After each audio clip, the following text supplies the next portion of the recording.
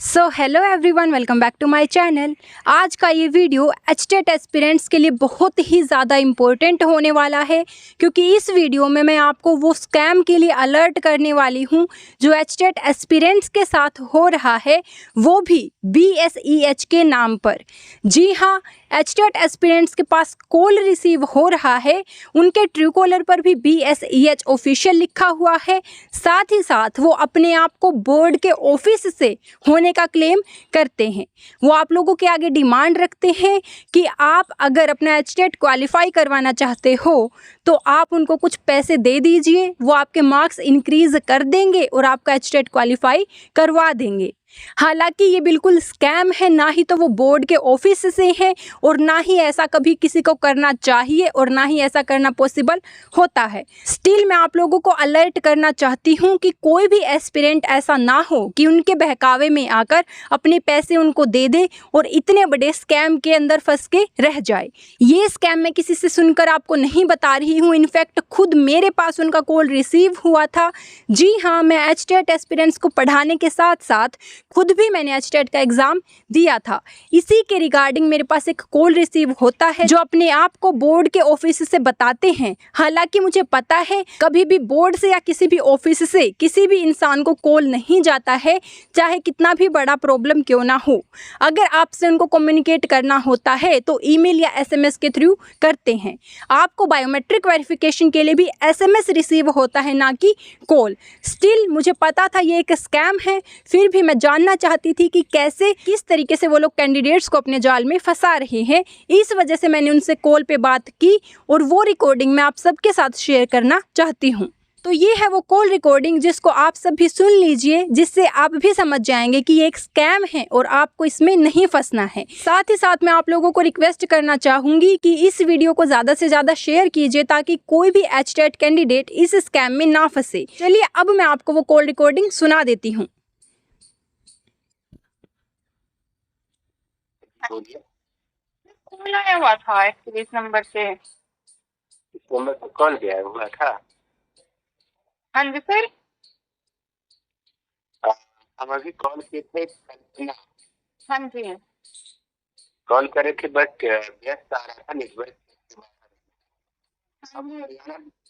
इनकी जो लैंग्वेज है या बोलने की बोली है वो सुनकर ही मुझे पता लग चुका था ये हरियाणा या नेबरिंग स्टेट से नहीं है, ये स्कैमर्स हैं।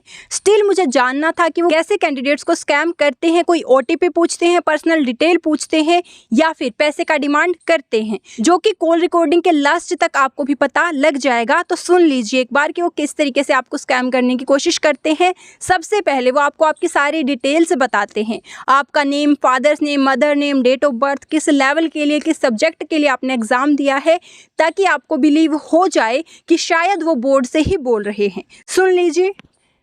शिक्षा बोर्ड से बात कर रहे हैं, मंजारी से बात कर रहे हैं। Okay sir. आप एक स्टेट का एग्जाम दिए थे?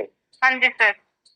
इसी के रिगार्डिंग हम आपके पास कॉल किए थे। अभी आप ही कॉल कर रहे थे, 2-3 टाइम आपका कॉल आ चुका है। हाँ जी। हाँ, थोड़ा डिटेल आप बता लीजिए। आप PGC और PGC दो पेपर का है। एक लैंड कर रही है। क्या सर? वो लोग आपको पूरी आपकी डिटेल्स बताएंगे, शायद वो पूरी लिस्ट निकाल कर रखते हैं हर कैंडिडेट के बारे में। उसी के थ्रू आपका कॉन्टैक्ट नंबर उन्हें मिलता है, वहीं से वो आपको कॉल करते हैं आपको ठगने के लिए। एक 2 पेपर का एग्जाम दिए है ना? दो का दिया था। PGC में आपका मैथमेटिक्स था और PGC में आपका नाम फादर नेम थी, आपका नाम देवी है ना? हाँ।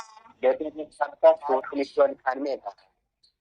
हाँ जी। आप अपना OMR रिजल्ट शीट आप लाए हैं? क्या सर? आप अपना रिजल्ट शीट देखिए कितना अंक आ रहा है। वो तो रिजल्ट आएगा, उसमें पता लग ही जाएगा ना सर। OMR तो मिलता ही नहीं है ना। आंसर की आप जारी जो किया गया था उसमें नहीं मिलाए थे? हाँ जी, तो उसका क्या मतलब, उसका क्या इश्यू है? अभी कोई इश्यू है क्या? हाँ, आपका दोनों पेपर में कुछ अंक से आपका दोनों पेपर में क्वालिफाई किया गया। अच्छा। आपका जो मैथमेटिक्स पेपर है उसमें आपका 83 अंक आ रहा है। अच्छा। और फिजिक्स वाला में आपका 86 आ रहा है। अच्छा।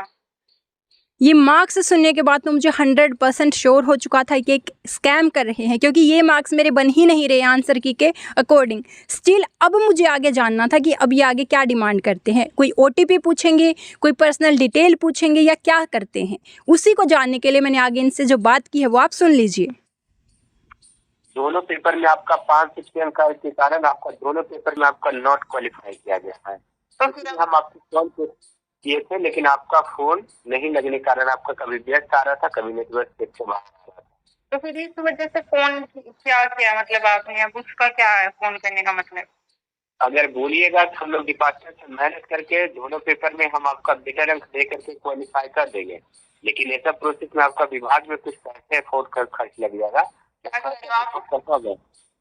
हम बोल रहे हैं इसमें क्वालिफाई करने के लिए डिपार्टमेंट में कुछ पैसे आपका खर्च हो जाएगा, खर्च आप अफोर्ड कर पाओगे? बोल रहे हैं फ्रॉड से बोल रहे हैं? हाँ, हम अपना बता देते हैं, हम अपने को ले देते। मेरा नाम मिस्टर मंजारी से हो गया। मंजारी थी, मंजारी। कौन से स्टेट से हो आप? हाँ, कौन से स्टेट से हो? हम लोग हरियाणा से ही हैं। हम लोग हरियाणा से ही हैं। पूरा ग्रुप है उनका स्कैमर्स का, जो बच्चों को स्कैम करता है एग्ज़ाम के नाम पर।